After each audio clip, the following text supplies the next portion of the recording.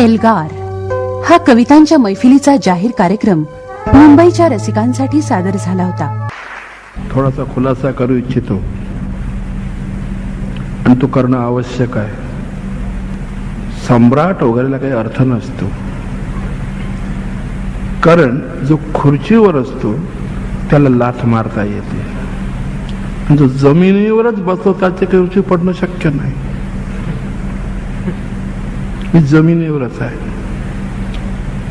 सम्राट वगैरे नाही. मी मागे आशाताईंना कळवलं होतं, आशाताईंना आठवत असेल की कृपा करून कुणी मला सम्राट म्हणू नये, मला सुरेश भटच असू द्या.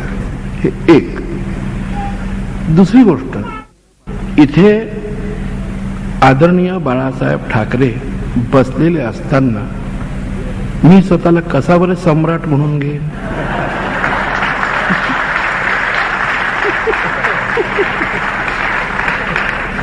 म्हणजे ते इथे बसले आहेत म्हणून मी बोलतो असं नाही.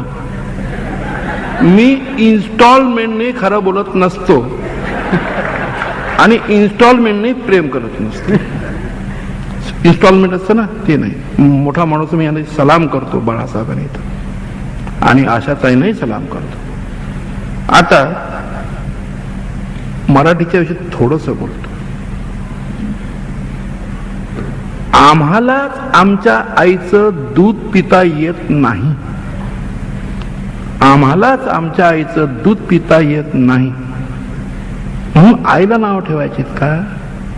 ते कार्ट करंट जो मराठीला नाव ठेवतो. कोण म्हणतं उर्दूची नजाकत नाही, अमुक नाही.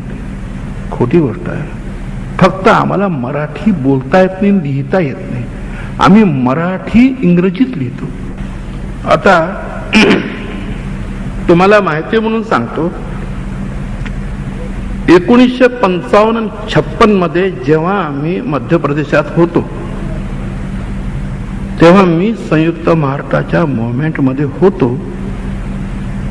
माझ्यावरही फौजदारी केसेस लागलेले आहेत, माझ्यावरही खटले भरण्यात आलेले आहेत आणि मी तेव्हा तुरुंगात होतो.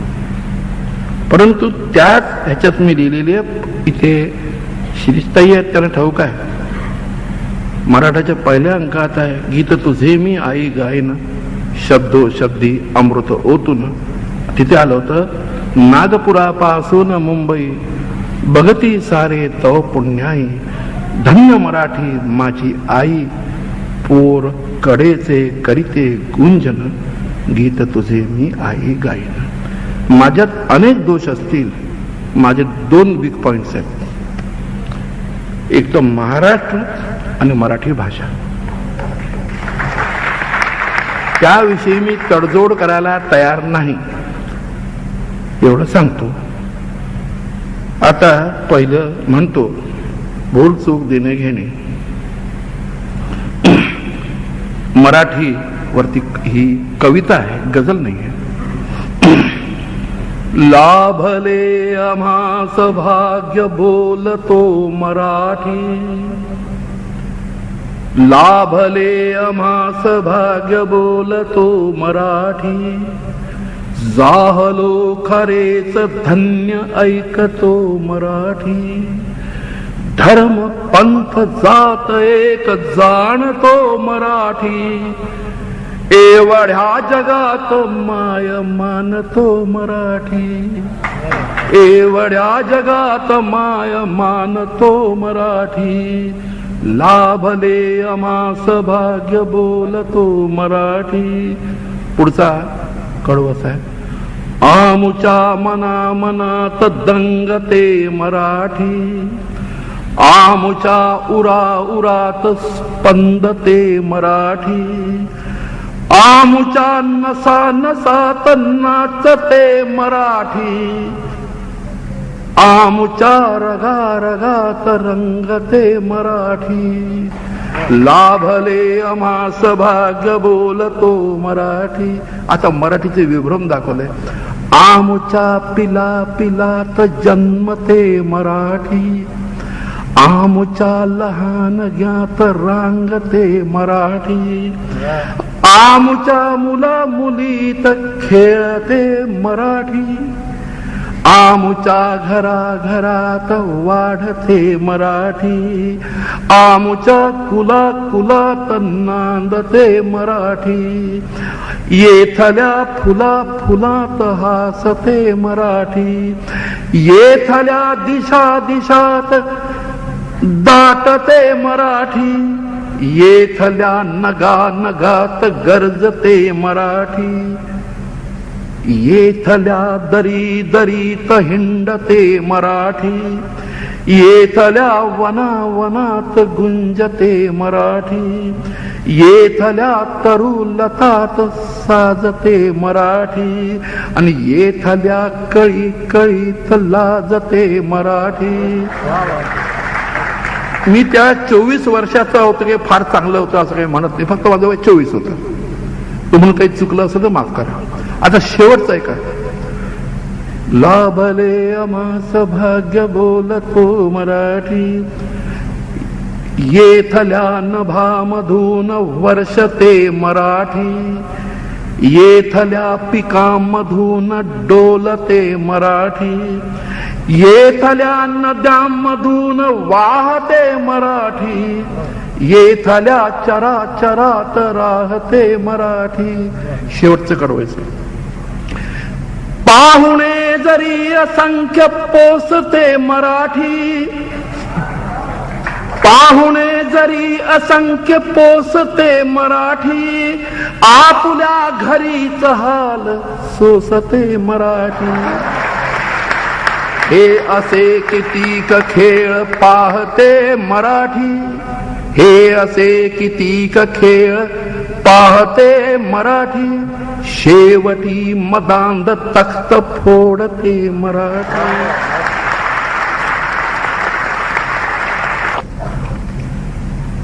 एक गोष्ट आहे, ते पु ल देशपांडेंनी म्हटलं वृत्ती वगैरे, एक सुंदर शब्द आहे त्याला, पण तो त्याच्यावरनं तब्येत हा शब्द आलेला आहे मराठी, पण त्याला तबियत तबियत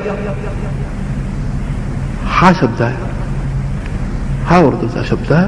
आपण अनेक शब्द तसे घेतले, पण ते शेवटी आपण मराठी बनवले, ही मराठीची खासियत आहे. तर आता मी एक गझल ऐकवतो, ते बघा. परवानगी असा अशात आहे, तुमच्या समोर मी काय करणार. हिचं शीर्षक आहे गजर. ते गजर होते ना घंट्याचे.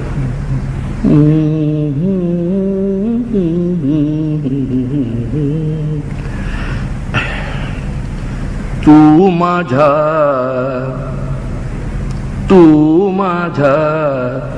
गीतांनी डवर दूर, तू माझ्या गीतांनी डवर दूर, ने माझा घम घमता बहर दूर, तू माझ्या गीतांनी डवर दूर, तू माझ्या गीतांनी. शंकर बघा. बसलो मी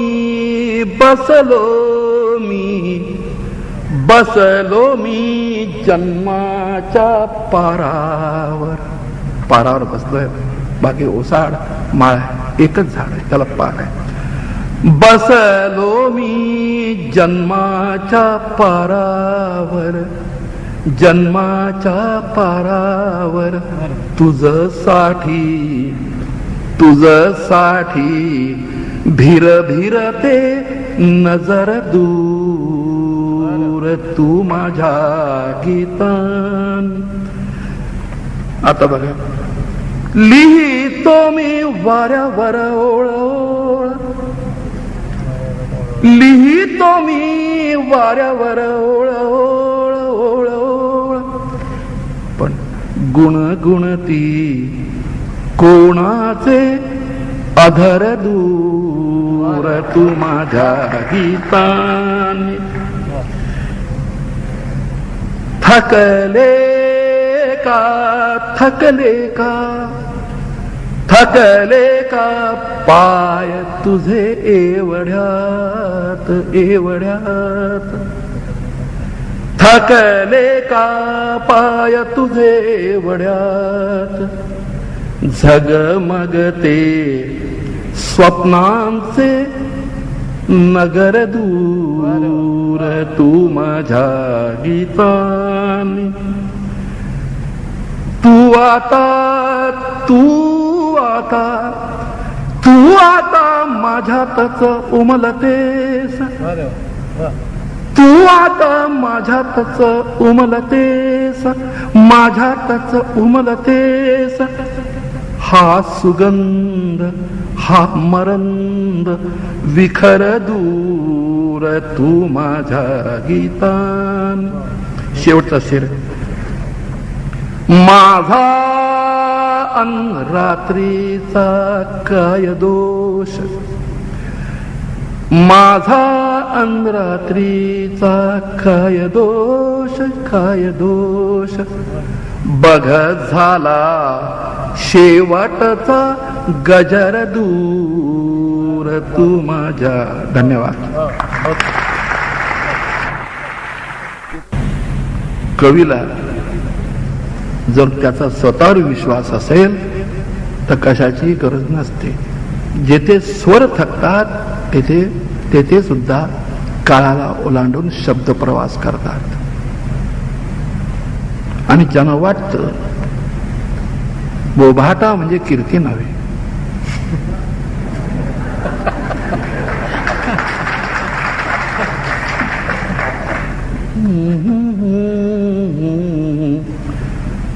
ताठ कॉलरींचा ताठा, ताठ कॉलरींचा ताठा वाकणार आहे. वंचनाच ज्याची त्याला, वंचनाच ज्याची त्याला गाडणार आहे. वंचनाच ज्याची त्याला गाडणार आहे. मूठ मूठ हृदय ज्यांची तसू तसू दुःखे. मूठ मूठ हृदय ज्यांची तसू तसू दुःखे. शून्य काय त्यांचे त्यांना, शून्य काय त्यांचे त्यांना गवसणार आहे. ताठ कॉलरींचा ताठा तलम माणसांनी घ्याव्या कागदी भराऱ्या. तलम माणसांनी घ्याव्या कागदी भराऱ्या. उद्या वाळवी साऱ्यांना लागणार आहे. उद्या वाळवी खुराऱ्यात रचती जे जे, खुराऱ्यात रचती जे जे षंढ दंभ गाथा. कातयास इंद्रायणी ही, कातयास इंद्रायणी ही तारणार आहे. कातयास जरी बीळ बीळ कराया पाहते मुजोरी. उद्या श्रेय ज्याचे त्याला लाभणार आहे उद्या श्रेय ज्याचे त्याला लाभणार आहे. दोन शेर राहिले ते. गटारात खुपसून माना सूर्य शोधती जे. गटारात खुपसून माना सूर्य शोधती जे. गगन का तयांचे मिंधे राहणार आहे. शेवटचा शेर. मठोमठी मंबाजींना कीर्तने करू द्या. मठोमठी मंबाजींना कीर्तने करू द्या. विठू काय बेमानांना पावणार आहे. एकटा मस्तीत मी माझ्या झुले, एकटा माझीच मी होतो फुले. मी मला माझ्यात आता वेचतो, एकटा माझ्या सवी मी बोलतो. एकटा माझा मला मी ऐकतो. काव्यातल्या कलंदरीचा, सौंदर्याचा, चांगल्या आनंदाचा ध्यास प्रत्यक्ष जीवनात जगणारे कवी सुरेश भट आणि त्यांच्याशी सवाल जवाब करतायत कवी शंकर वैद्य. प्रश्न असा की कुठल्याही विषयावर गझल लिहिता येते का? आता केमिस्ट्रीवरती लिहिता येत नाही. बर, निसर्गावर लिहिता येते तसं नाही. नाही असं नाही, मला काय म्हणायचं आहे की मला निसर्ग वर्णन करायचंय तर गझलेतून शेरातून नाही, निसर्गावर गझल लिहिता येते का? असं कशाला उगीच आपण लिहिले नाही म्हणून काय लिहिले गेलं तर उभा. ओस से अपने मुंह को धोकर लट छटकाए बाल संवारे. रात चली है जोगन बनकर उठ रे काली कमली वाले. उठ रे काली कमली वाले ही रदीफ आहे. पुन्हा म्हणतो हो. ओस में दो. ओस से अपने मुंह को धोकर लट छटकाए बाल संवारे. रात चली है जोगन बनकर उठ रे काली कमली वाले. तर प्रत्येकाने उठ रे काली कमली वाले हे नाही काय. बर, असं तर पण तिथं नाही म्हणता बैरागिणीचं स्वरूप देण्यात आलं नाही का? ते निसर्गाचं रूप राहिलं नाही. पण निसर्ग आला की नाही वैरागिणी हा नवा तपशील काढला. तसा मागाशी पारिजात पण तुमच्या ह्याच्यात आला. मग आता आला असेल ना, पण ते गीत आहे ते गझल नाही आहे. बर, दुसरा एक प्रश्न माझ्या मनात फार ठुसठुसत राहिला, तेवढा एक विचारतो की विनोदी गझल नावाचा प्रकार तो त्याला हजल म्हणतात. आहे का? हा, हजल असं पण कशाला उगीच लोक मी कशाला खाजून करूच काढू. पुष्कळ लिहिलेलं तर त्याच्यात थकला तो मी तरी हे भलतेच काय दादा वसंतदादा होतो. मी सहज दोन ओळी त्याला हजल म्हणतात. दोन ओळी सांगतो. याला हजल किंवा गझल मध्ये तुम्ही समाविष्ट करून घ्याल का? सांगा की ओळी अशा आहेत की पत्रामधून माझ्या जाणून प्रेम घेतो, घे शुद्ध लेखनाच्या काढू नको चुकातो. काय घे शुद्ध लेखनाच्या तमाचे आहे म्हणूनच दाखवतो. म्हणा म्हणा म्हणा जरूर म्हणा. हीच तर संधी त्या अशा आहेत बघा.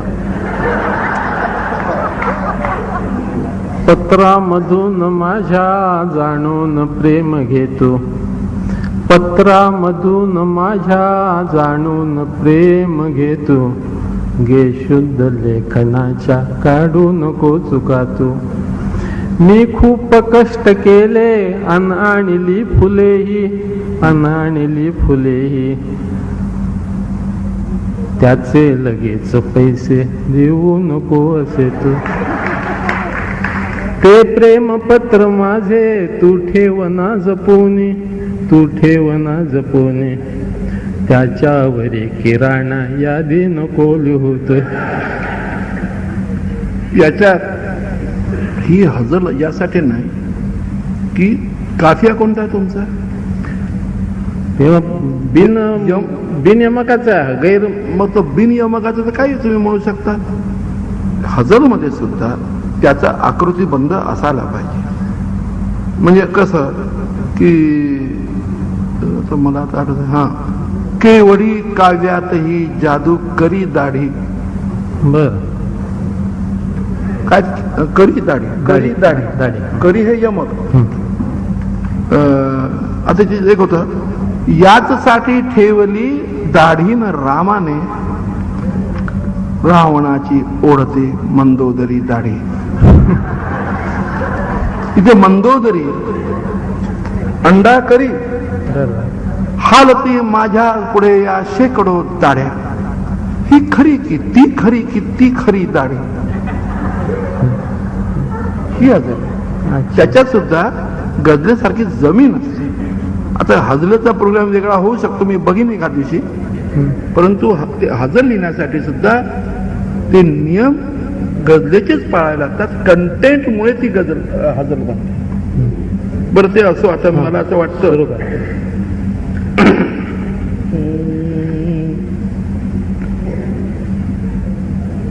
ते मला माहित आहे काय जे होणार माझे,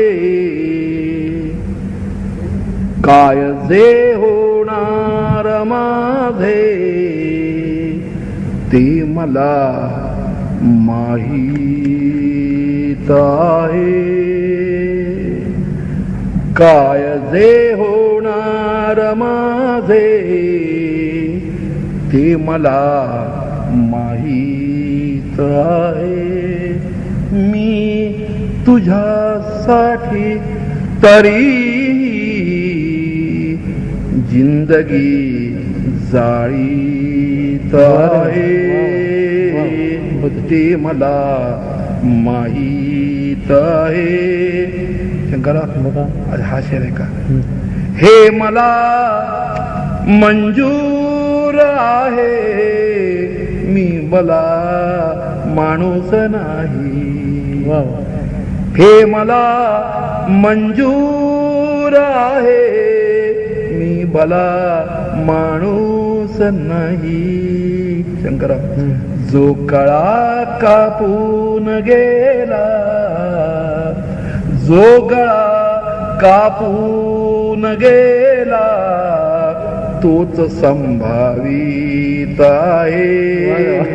ते मला माहीत आहे. शेर आहे का? शिरीषताई ऐका.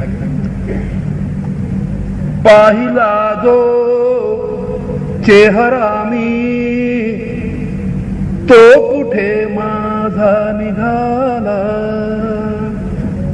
पाहिला जो चेहरा मी तो कुठे माझा निघाला.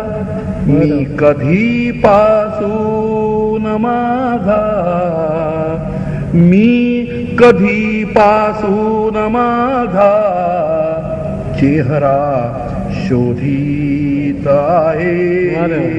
ते मला माहीत आहे. आता बघा, गजलेत दुसरा विषय असतो. जाळलेल्या झोपड्यांची राख आता धन्य झाली. जाळलेल्या झोपड्यांची राख आता धन्य झाली. तो पुन्हा गंगा जलाच्या बाटल्या वाटीत आहे. ते मला माहीत. कंटेंट बदलला, गजल तीच आहे, पण हा बघा वेगळा आहे. ते मला माहीत आहे. शेवटी झालेच नाही चांदणे माझे तरीही.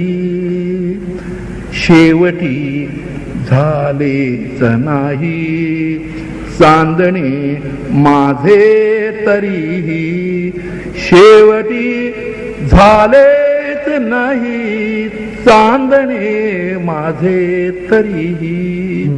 मी कुठे हा तू दिलेला चंद्र नाकारीत आहे. ते मला माहीत आहे. ते मला माहीत आहे. शेर आहे का? गजलेमध्ये असाही शेर होतो. गांजलेल्या माणसानो, गांजलेल्या माणसानो थांबवा क्रोश आता. वा. मी नव्या न्यायालयाची, मी नव्या न्यायालयाची बातमी काढीत आहे, ते मला माहीत आहे. शेर आहे का? हा माझ्या अर्थ शेर आहे. का करू आता खुलासा, का करू आता खुलासा. सिरीजचा हे जरूर आहे का? का करू आता खुलासा, सांगण्याची वेळ गेली. का करू आता खुलासा, सांगण्याची वेळ गेली. कालच्या माझ्या चुकांनो आज मी घाईत आहे, ते मला ते मला माहीत आहे, ते मला. आता स्वतःचे पुढचा शेर. वाट तू आहे जगाला, हाजरी पेला रिकाम. वाट तू आहे जगाला, हाजरी पेला रिकामा, हाजरी पेला रिकामा. मी स्वतःला पेला म्हटलं नाही, म्हणजे माझ्या जीवनाचा पेला असं स्वतःला नाही पेला म्हटलं. वाट तू नाही, माझ्या आयुष्यात तू कोणाचेच गैरसमज नसावेत अशीच माझी इच्छा असते. म्हणजे गैरसमज नसले की ते उपद्रव होत नाही. वाट तू वाट तू आहे जगाला, हाजरी पेला रिकामा. मग कसं जगतोय?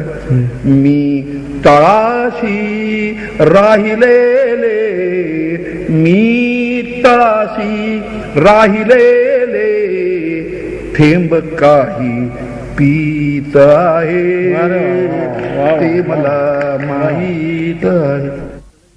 सुरेश भटांनी पहिल्यांदा मला गझलाविषयी काहीतरी सांगितलं की भट अनेक शेरामधून गझल गुंफला जातो किंवा गझल गुंफली जाते. आता हे शेर जे आहेत, ऐकताय तुम्ही? हा, हे शेर जे आहे हे एकाच विषयाला धरून असले पाहिजे तसं नाही. बरोबर आहे. म्हणजे एक प्रेमाचा येईल, एक सामाजिक अर्थाचं पण येईल, पुन्हा प्रेमाचं येईल, मग एखाद्या जीवनाविषयी. मग ही फुरसतीने गुंफायची रचना आहे काय? जसं आपल्याला जेव्हा एखादा शेर सुचला तर पुढे सरकायचं नसतं. जोपर्यंत पहिल्या शेराची उंची जेवढी आहे तेवढ्याच लायकीची दुसरा शेर येईपर्यंत थांबायचं. अच्छा, तुमच्या माहितीसाठी सांगतो, माझ्याजवळ हे जे तुम्ही ऐकलं की नाही की मालवून टाक दीप, चेतवून अंगण. तर तुम्ही ज्या राजकमल चौकात माझ्यावर बसलेला आहात, बसलेला त्या कट्ट्या खूप वेळा, तर अण्णा चक्कीवाल्याच्या गॅलरीमध्ये तो फ्लूट वाजवायचा. ते भटियारचे ते सूर होते. कधी कधी सूर ऐकताना काव्य सुचतं, कधी काव्यामुळे सूर येतात. तर ते भटियारचे सूर होते. तर ते म्हणजे त्याला विचारलं तांबेला, त्याचं नाव तांबे. अरे दुरूनच ओढ. आता अमरावतीला मी दुरूनच बोलतात, जसे शेतावर बोलतात तसे. बर, काव्य म्हटलं कोणता सूर आहे, कोणता राग आहे? तो म्हणजे भटियार. त्याच्यामुळे कळलं भटियार आहे. पण रागाचं नाव असतं पहा, चेहरे ओळखीचे असतात पण चेहऱ्याचे नाव नसतात. तो मला आवडतं ते, पण मला नक्की ठाऊक नसते हा तोच राग आहे. अजूनही तीच हालत आहे माझी. तर मग माझ्याजवळ मालवून टाक दीप, चेतवून अंग अंग ही एकच लाईन सुचली. दुसऱ्या मुखऱ्यासाठी मी अक्षरशः 6 महिने थांबलो. त्याच्यानंतर मग एक एक एक एक एक एक एक एक त्या तिथे फुला फुलात बैसली पहाट नाथ नाथ गोतेने आणलं नाथ हो बरं छान आहे. फुला फुलात हो. दूर दूर तारकात बैसली पहाट नाथ सावकाश घे टिपून एक एक रूप रंग. हो. एक एक मी अंतरासाठी मी अक्षरशः लढलो आणि मग ते झालं. 3 वर्ष लागली शंकर. हो पण तो एकच अनुभव विकास पावत गेला म्हणजे नाही तो हा मुद्दा गीताला अंग लागला. अंग हा मुद्दा गीताचा झाला. हम्म. त्याच्यावरून हे अवघड गझल लिहिणं. याला कारण असं गीतामध्ये पुष्कळ खेळायला जागा असते लिहिण्यासाठी. इथे सवलतच नाही. इथे सवलतच नाही. आता गझलेमध्ये असं आहे की सहजताही पाहिजे आणि ताकदही पाहिजे. दोन्ही पाहिजे. नाही अवघड आहे ते मान्य. अवघड आहे. मग त्याच्या वाटेला कोणी जात नाही. तो एक शाब्दिक खेळ त्याच्यात आहे, तो प्रत्येकाला नाही जमत. आता ठीक आहे. आता पुष्कळ खेळ मीही पाहिले बरं. परंतु शब्दांशी खेळायचं नसतं. शब्द हे टरफलासारखे असतात. बरं. शब्दांच्या आत जे असतं ते महत्वाचं असतं. बरं. आता तुमच्या या बोलण्यानंतर मी ऐकवणार आहे. तुम्ही मला म्हणावे की इथे खूप शब्द खेळ आहे. त्याच्यानंतर ऐकवणार आहे. अजून काही विचारायचं आहे? हो एक विचारायचं असं की एक शेर मला सोमवारी सुचलाय, मग एक मला शनिवारी सुचलेला आहे, तर 3 वर्ष काय केव्हाही सुचलेला आहे. पण नंतर माझ्या डोक्यात असं आलं की भाडेकरू जागा बदलतात त्याप्रमाणे आता एक सुचलेला शेर आहे तो पुन्हा दुसऱ्या कवितेत मी घालू शकतो आणि गुंफू शकतो तिकडे. जर जमीन सारखी असेल तर आणू शकता. उदाहरणार्थ बरोबर. तुझा मी हात प्रेमाने जरासा दाबला होता, बरं जरा ऐकून घे माझा इरादा चांगला होता. बरोबर. पण त्याच्यात पुन्हा हे येते ना की मला बोलायचे होते कुणी बोलू दिले नाही, जसा आधीच केलेला जुना तो फैसला होता. आता हे दुसऱ्या शेरातला आहे. हो. हा दुसऱ्या शेरातला आहे. जमीन म्हणजे वृत्त, काफिया म्हणजे यम, पहिल्या 2 ओळी जर असेल तर समान काफिया समान जमीन असलेले. जमीन म्हणजे काय? म्हणजे वृत्त, यम आणि अंत्ययम समान असेल. इकडचं तिकडे तिकडचं इकडे होतो. तर आता जसं आणि याच्यानंतर आपण विषय बदलू. मला त्यांचे हसू आले भविष्याच्या महाद्वारी, कुणापाशीन येणाऱ्या पिढ्यांचा दाखला होता.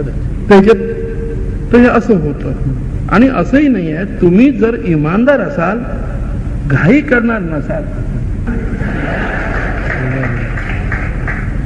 आणि गझल मराठीचा गझल आपलं मराठी गझल लिहायची असेल तर ती मराठी परंपरा धरून मराठी मातीशी इमान राखूनच लिहिली पाहिजे. ते तिथे शिरीन फरात चालणार नाही. अजून काय? आता एक छोटासा प्रश्न अगदी आणि मग आपण याच्याकडे वळू. हे जे ताठ कॉलरींचा ताठा हे कोणाला उद्देशून दिलं तुम्ही? मी सांगणार नाही, तुम्हाला वाईट वाटेल. परंतु माझे जो अनुभव आला मला ठाऊक आहे. मी 1960 साली लिहिलो त्या विशिष्ट क्लास. म्हणजे उद्या श्रेय ज्याचे त्याला लाभणार आहे म्हणजे मला स्वतःलाच नाही निश्चित. अच्छा. मथोमठी मंबाजींना कीर्तने करू द्या, विठू काय बेमानांना पावणार आहे. तर ते मंबाजी म्हणजे कोण असतील वेळेपुढे? आता मी काय सांगू? मंबाजी कोणाला म्हणावे हे मी कसं सांगू? एक तो काय आहे मराठीमध्ये एक असे सांकेतिक आहे. एक वाङ्मयीन घेतो ते सांकेतिक आहे. आता मी साधी सुद्धा ही मानसे माझ्या कवित्वाची धनी, यांच्यात मी पाही तुक्या यांच्यात नाम्याची जनी. मग आता हे नामदेव कोण, ही जनी कोण, किंवा ती जनाबाई. ते एक मी लिहिलं होतं मध्यंतरी की माझ्यासाठी जगाचे रोज जाते घरघरावे, मात्र मी सोशीन जे जे ते जनाईचे असावे. आता सॉरी वरतीकडे चाललो होतो आपण. नाही ठीक.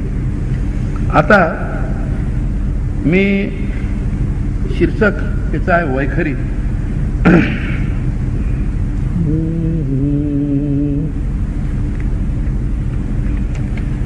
तशी जागा निवाऱ्याला कुठे माझ्या घरी होती. तशी जागा निवाऱ्याला कुठे माझ्या घरी होती. पथारी पथारी पथारी टाकण्यासाठी जगाची ओसरी होती. पथारी टाकण्यासाठी जगाची ओसरी होती. आता शब्दांचा खेळ नाही आहे. आता ज्यात जो लिहितो ना त्याच्यात जो शब्द येतात, अर्थ येतील त्यांना पुकारून, शब्द येतील त्यांना पुकारून. हा पहा लागला अर्थ बोलावया, शब्द येतील त्यांना पुकारून. येतातच ते शब्द. बघा, निघाले ते जरी खोटे, निघाले ते जरी खोटे, तरीही ते खरे होते. अरे निघाले ते जरी खोटे, तरीही ते खरे होते. कारण दगा केला तरी त्यांची दगाबाजी खरी होती. पुढं, अशासाठीच मी माझे भरूनही दिले डोळे. अडखळतो काय लाईनीत कुठं? सरळ गेली बाई लाईन. अशासाठीच मी माझे भरूनही दिले डोळे. काने भरून दिले डोळे? तुम्ही हासाल ही माझी कधीची खात्री होती. आपल्या दुःखात त्यामुळे लोकांचं करमणूक होऊ द्यायची नसते, म्हणून मी भरू दिले नाही डोळे. डोळे भरल्याशिवाय मी रडत राहिलो. पुढे आता मंबाजींचा आहे ना, येथे एक मंबाजी आहे. मला जो चावला त्यात असा मोठेपणा होता. मला जो चावला त्याचा असा मोठेपणा होता. कसा होता मोठा माणूस? बिलोरी बायको होती, गुलाबी नोकरी होती. बिलोरी बायको होती. दोनच शेर आहे. गुलाबी बायको होती, बिलोरी नोकरी होती. आता ते तुम्ही कलर तुमचे बघत बसा. झालं.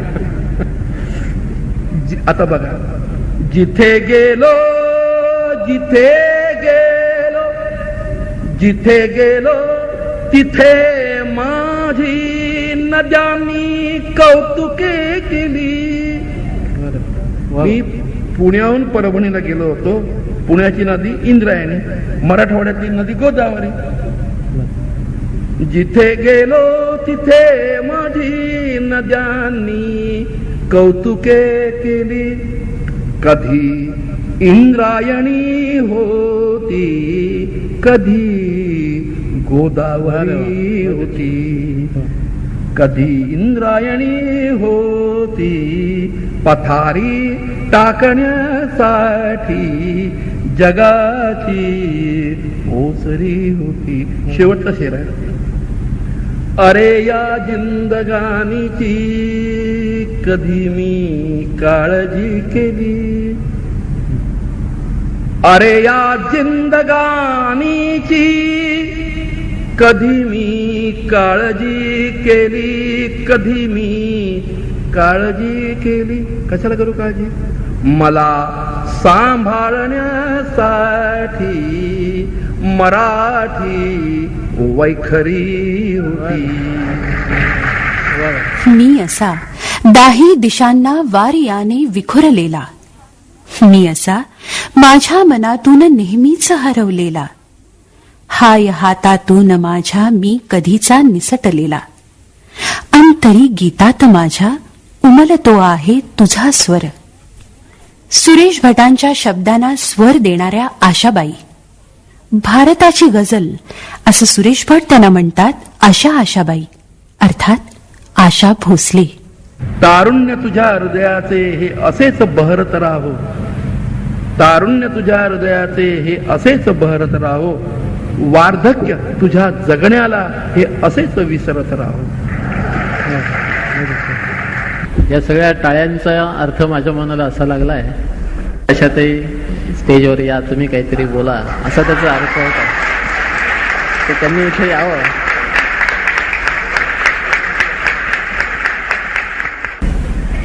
पहिल्यांदा अतिशय आदरणीय अतिप्रिय बाळासाहेबांना माझा नमस्कार. प्रणाम. बाळासाहेब नाव हे मला आणखीन प्रिय आहे, कारण माझा एकुलता एक छोटा भाऊ तो पण बाळासाहेब आहे, तो पण इथं बसलेला आहे. आणि सुरेशजी भटसाहेब म्हणते मी त्यांना.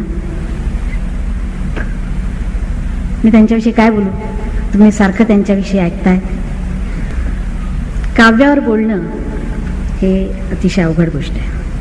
इथं इतके महान लेखक मंडळी बसलेली आहेत, मराठीचे अतिशय जाणकार लोक बसलेले आहेत, कविवारी बसलेले आहेत. भटसाहेबांचं जे लिखाण आहे ते मला म्हणजे सांगता येत नाही, की ते एकदम सुरू करतात की तरुण आहे रात राजुनी राजसा निजला सकारे.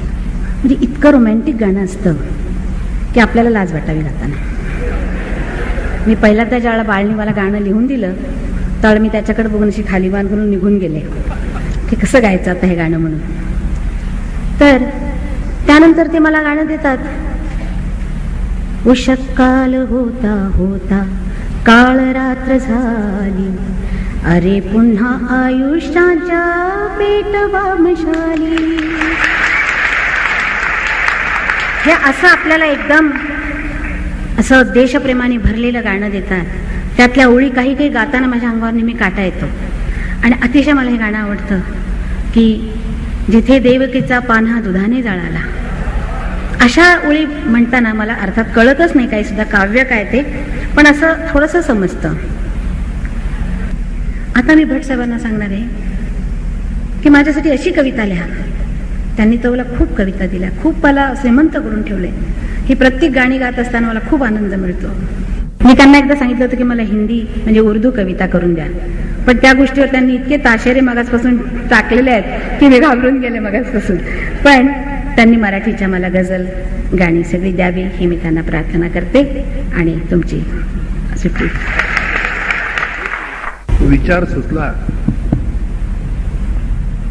की मी 10-15 जन्म घेतले तरी अशा ताईंसारखं गाऊ शकणार.